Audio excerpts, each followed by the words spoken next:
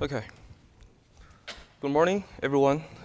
Thanks to this presentation about our experience of design and implementation of function as service in OpenStack from a public cloud point of view.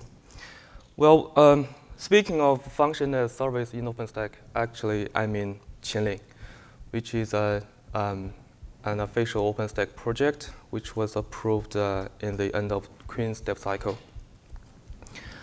So today, I will explain a little bit more about why we need to create a new function as service project.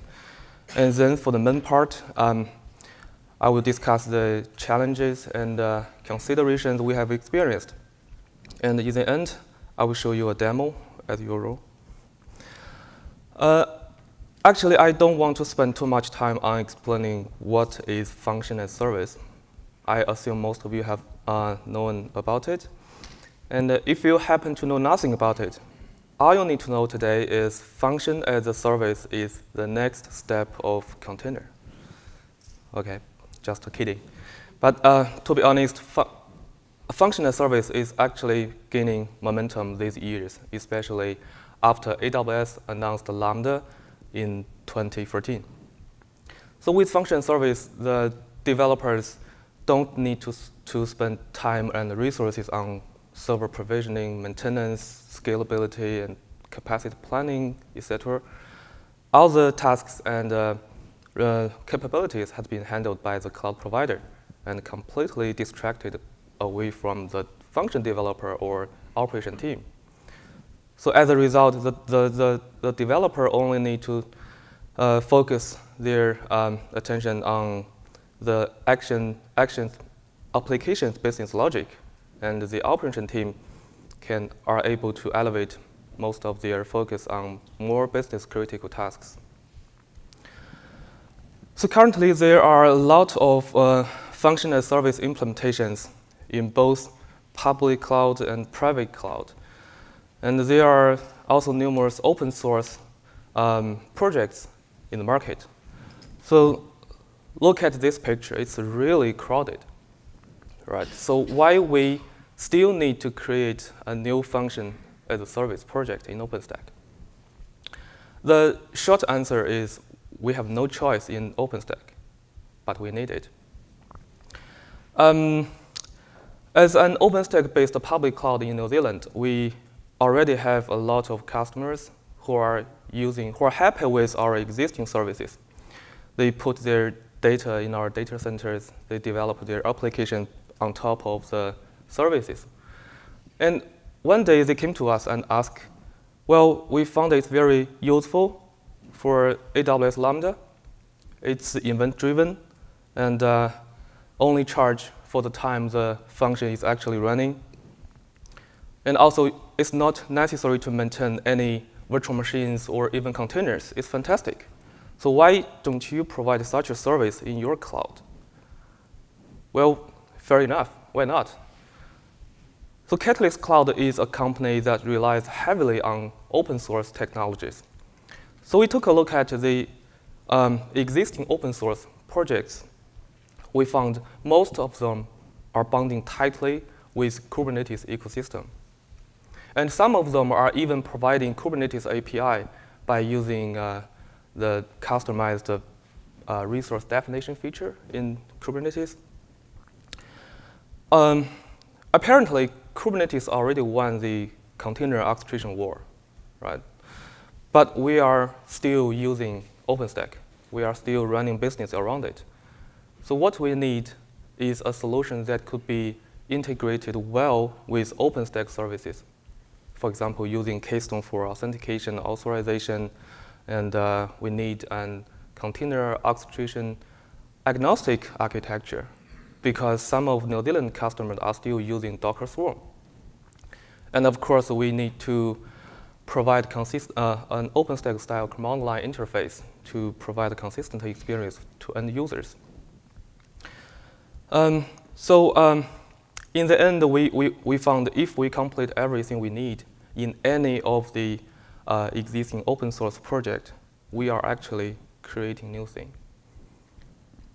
Not to mention that other OpenStack project or communities don't care about our requirement. So finally, we decided to create Qinling. And you may also ask why Qinling is not included in this picture. So as a young project in OpenStack, there are a lot of things missing. We didn't even have a project mascot before this summit. And the Qinling team doesn't want to put a text over there, which is a little bit ugly and it's not impressive. But thanks to the design team of OpenStack Foundation, finally we got a very beautiful mascot. So in the future, maybe you will find Qinling over there. This is the basic architecture of Qinling. In Qinling, the function can be invoked either by direct HTTP request, or by event, or even scheduled job. After receiving the request, the Qinling API will do authentication and authorization with Keystone, just as other OpenStack services do. And we'll create a new execution record in the database. If the function is invoked asynchronously, Qinling API will return to the client before sending RPC message to the Qinling engine. The Qinling engine is another important component in Qinling. It's responsible for interacting with orchestrator and maintaining the created underlying resources. In order to run the functions, the orchestrator needs to allocate an available worker. So basically, there are two components in the worker. The sidecar is responsible for downloading function packages from Qinling API, and the runtime is responsible to run the function. Finally, the Qinling engine will update the execution status based on the runtime result. So the whole workflow looks very straightforward, right? But actually it's not. There are a lot of things, a lot of details we need to consider before providing such a service in public cloud. So here are some of them. I will go through them one by one. The first question will be, where is the function running? Although function as service is part of serverless, but the execution of the function does require the basic computing resources, such as CPU and memory, or even disk network. Nowadays, the container technology is much more popular, and it has a lot of advantages over virtual machines. So the container will be the ideal place to run the function. A follow-up question or requirement will be the container orchestration, or the container management. Although managing containers is much easier than virtual machines, and there are also some container orchestration platforms in the market. In Qinling, there is an abstraction layer that can hide differences between different platforms, and Kubernetes is used as a default backend, considering its popularity. But it's very easy to add other options by implementing some interfaces. And for public cloud provider, another potential problem is a dedicated physical Kubernetes cluster is not available on day one, right? And it's a big challenge for the operation team to set up and maintain a fully functional Kubernetes cluster and learn a lot of extra knowledge to keep it reasonably healthy. Fortunately, in Catalyst Cloud, we have deployed the Magnum service. It's very easy to create a Kubernetes cluster by running a very simple Magnum command. And in Qinling, it just needs some configuration to connect it with an existing cluster. Now the function can be invoked very well inside the container, and it should be easy to spin up new containers if the concurrency of the function execution increases, right? For example, according to the request rate, or the container load, or I/O pressure. In Qinling, to handle any traffic burst, Qinling will immediately increase workers that concurrently executing the function in a predetermined amount. And after the increased load has been handled successfully, the workers will be released in a predefined expiration time. So all the things and operations are done automatically. So the function developer don't need to monitor the execution. And the function invocation can be scaled up and scaled down according to the function needs. But in public cloud, scale infinitely is not desirable. Right? It's problematic if some particular function eats more and more resources in the cloud. So there must be some limitation mechanism to restrict the resource consumption. So that's the reason that the function execution may be throttled or discarded if the concurrency is higher than a predefined value in Qinling. Actually, in most of the container orchestration platform, auto-scaling is already a built-in feature that can be leveraged by Qinling. For example, Kubernetes supports a feature called horizontal pod auto-scale, right? So in this case, Qinling doesn't need to do anything, but relies on Kubernetes to scale the function. But actually, I don't suggest to do that because of too much dependency on the underlying system. And actually, in Qinling, we didn't do that. Besides the auto-scaling feature, Qinling also supports API to scale up and scale down the function manually. So we can satisfy more complex algorithm or customized auto-scaling requirement so that Qinling could be integrated with other monitoring systems. In public cloud, there's always one thing we keep in mind, that anything running in the cloud cannot be trusted. In Qinling, there are 3 types of functions: the code package function, the Swift type function, and the image type function. The image type function allows the end user to run their own code written in any programming language, which is a very fascinating feature to the end user. But it's a double-edged sword. We all know that container is not secure, right? So the lack of isolation between containers and the host OS kernel means that any vulnerability exists in the shared OS kernel can be leveraged to gain access or exploit the container. So the rule number 1 is enforce least privileges. That's the basic security best practice that could be applied to any container ecosystem.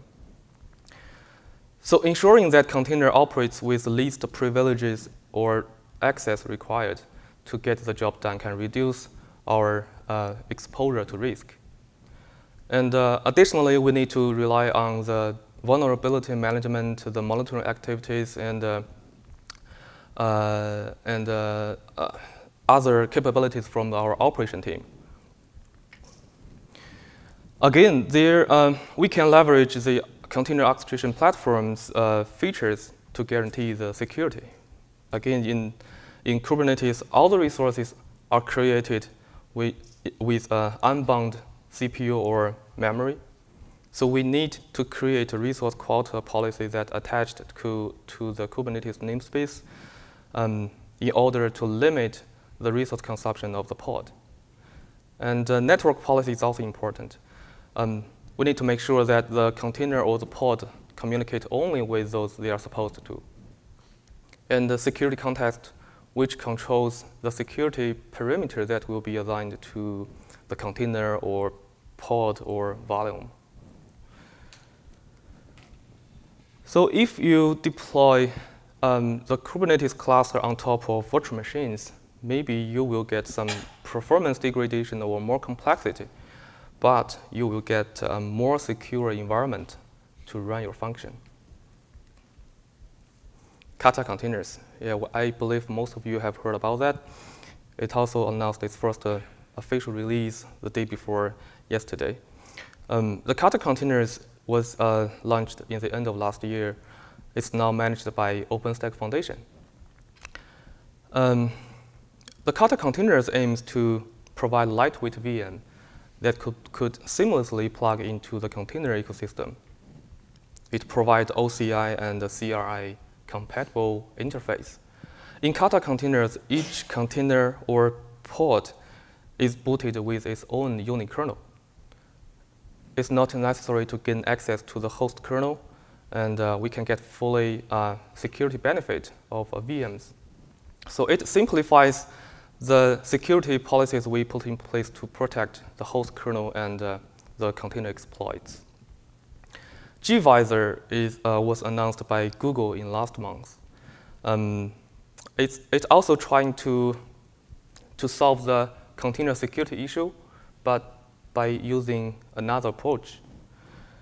But both of the two projects are still in the very early stage, and people are still talking about that. A lot of discussions are still going on. And the Qinling team will also keep an eye on them, and we will see if they will bring actual benefit to the serverless area. In public cloud, one of the big challenges for the developer will be the monitoring, right? Because the function developer always want to know the resource consumption of the function, and some other things like how often the execution occur, how long they take, or potentially why they are slow. But the developer don't own the servers or resources that the execution is actually running on. So they cannot install any monitoring software as they usually do for the traditional applications. Although it's very easy to get some function execution metrics, such as CPU and memory usage, the execution counts, but it's not an easy task to do the performance tuning, especially when the developer wants to know the bottleneck of the function, or they are trying to reduce the execution time to save some money. Unfortunately, there are not so many common options over there to help them. And some of the options only exist in some specific public cloud. For example, the most famous one is X-Ray for AWS Lambda, which could provide more performance data for the developers. Running and debugging function locally is ideal. But again, we don't have existing options that could be a thing that one size fits all. And to be honest, the function monitoring or the function debugging capabilities is not available in Qinling. And we are still trying our best to figure out a way to implement that. Qinling is part of OpenStack. That's the thing we in our mind from the beginning. And the Qinling team is actively work with other OpenStack projects to make sure Qinling could be easily consumed as a glue among them. Mistral is a workflow as a service in OpenStack. So why it's related to Qinling? Currently, most of the function as a service users maybe have a small amount of functions.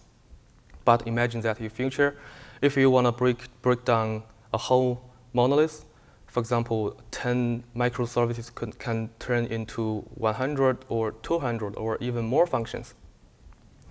As soon as you start spreading tens of thousands of functions in the cloud, probably you'll need something to orchestrate. And actually, most of the function as a service provider in the market already support function orchestration service. In OpenStack, Mistral is the right service to do that, to do the function orchestration. And the Qinling is already supported as a Mistral action. Ode is a Solomon sub-project that provides alarming capability by defining some roles or events. Old is the perfect place to trigger the function. And luckily, Old already supports to send HTTP request, and Qinling support to expose the function as a webhook.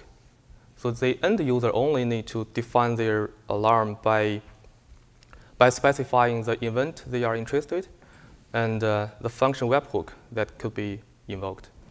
Everything will work fine. In last OpenStack Summit, I showed a demo about how a function can be invoked based on some object event or notification from Swift. But actually, Qinling also support Swift type function. The user can upload their function to Swift and invoke the function by specifying the container name and object name. I also put Magnum here because Magnum, as I mentioned just now, Magnum provide us a fully functional Kubernetes cluster, so we don't need to set up a new one from the scratch. So anyway, in one word, helping OpenStack users to easily consume the cloud resources is always in our first priority. Okay, I will show you 2 demos today. The first one is function execution auto-scaling, and the second one is function versioning. I didn't mention function versioning in this presentation, but it's a very useful feature for the public cloud users. With function versioning, the developer can update their function without breaking anything. And they can also compare the result of different function versions or different function codes. So I will try to go to the console.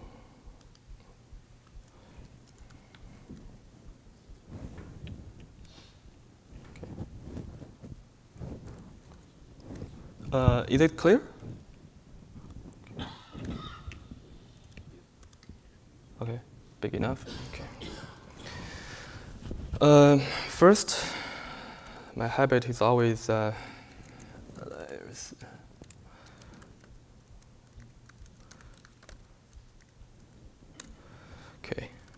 Now, as a normal user, we take a look at the available runtime.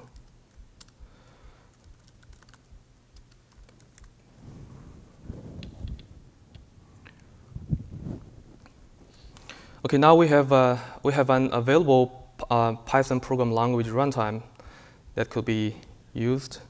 And here I have a very simple Python script which just returns a simple string, which is hello world by default.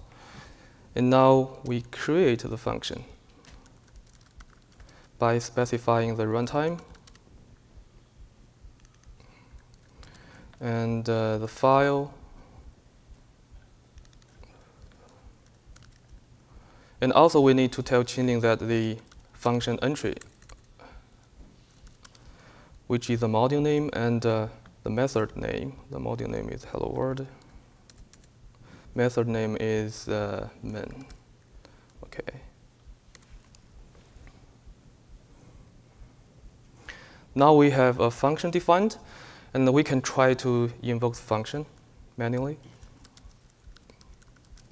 In Qinling, we call it execution. And we only need to specify the function ID here.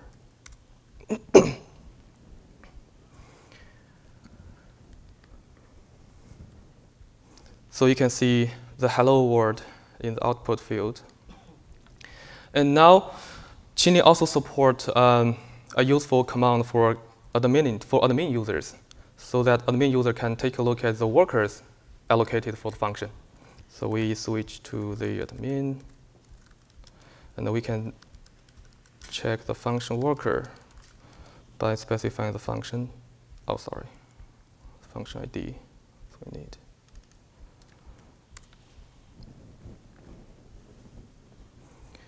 So you can see there's only one worker allocated to run the function. And now what I'm going to do is to invoke the function parallel And I'm trying to invoke the function in six processes. Because by default in Qinling, the default concurrency of the function execution is 3. So if we invoke the function in 6 processes, the expected behavior is the Qinling will allocate an extra worker to handle the request. So we invoke the same function.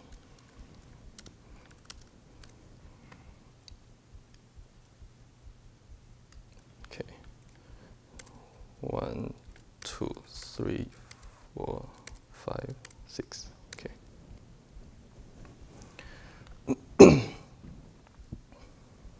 We just wait for the responses from the command line. Okay.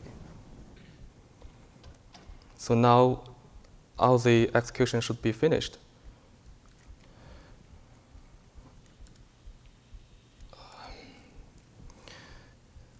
And we can switch to the admin user and take a look at the function worker again. Function ID. Okay.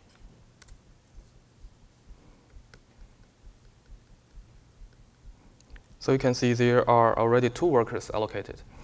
So which means the Qinling automatically allocated 1 more worker to handle the concurrency of the function execution. And another demo is for function versioning, because now we already have a function defined. You can check. So there's a function, and now we just create a function version. Which is function version create. And we need also use function ID. Now we have the first version for the function, and we can continue to create another one.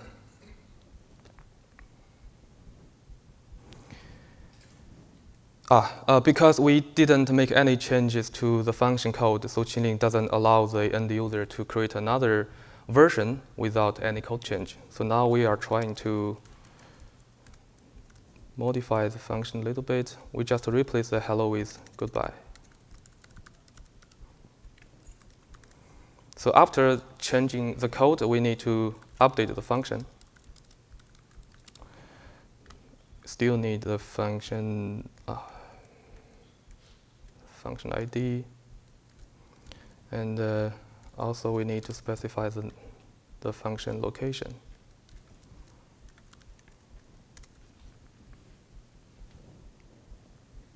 So now the function was updated, and we can continue to create a version.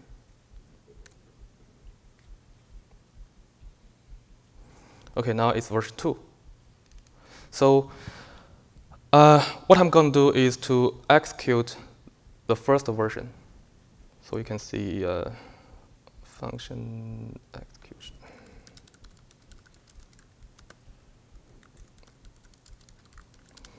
Need function ID. And we need to specify the function version. It's version 1. The first version is the code which will print the hello world. And if we invoke the version 2, it should be goodbye world.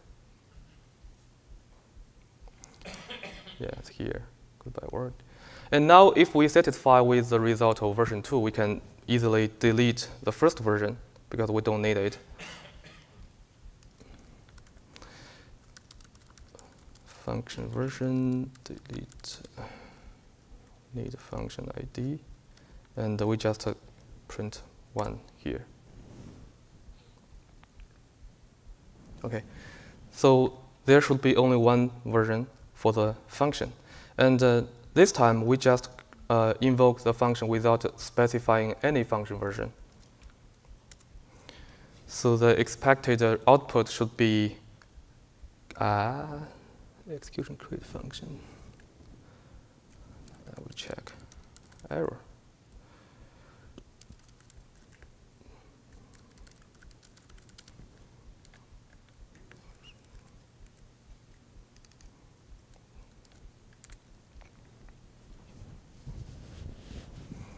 there's only 2 versions, and okay, I don't want to debug. But anyway, we can check the pod allocated in the Kubernetes.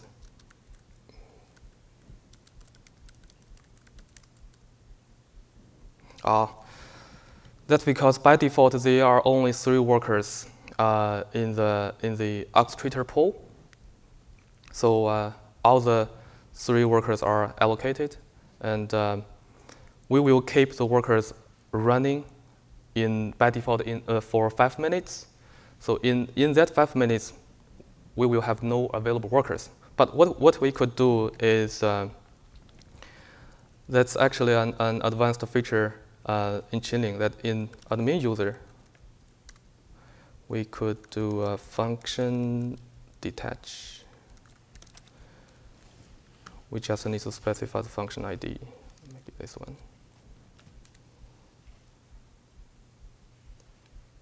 So the detach is to deassociate the worker from the function, which means it will get rid of the allocated workers to make sure next time if there are some function invoked, there will be a new worker allocated.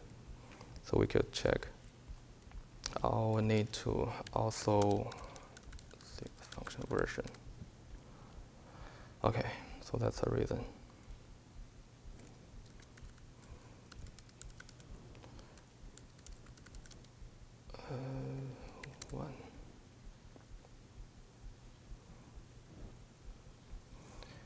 Maybe this command is not supported in command line. But anyway, maybe I will show more details in the project update or project onboarding also in this morning.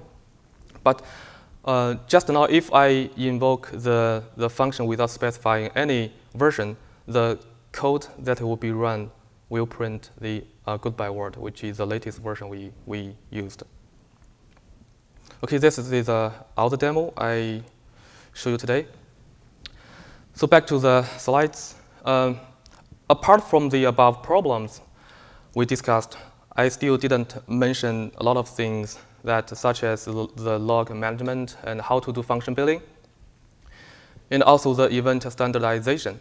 I know that the CNCF Foundation is working on a proposal that define the serverless cloud event specification. And in future, we will also to integrate with that spec, so the function can be invoked by a standard event style. And also how to support stateful functions and function orchestration services. We also need to think about how to provide that in our public cloud. Actually, that's all I want to share with you today. And if you are interested in Qinling, you can always jump into our IRC channel.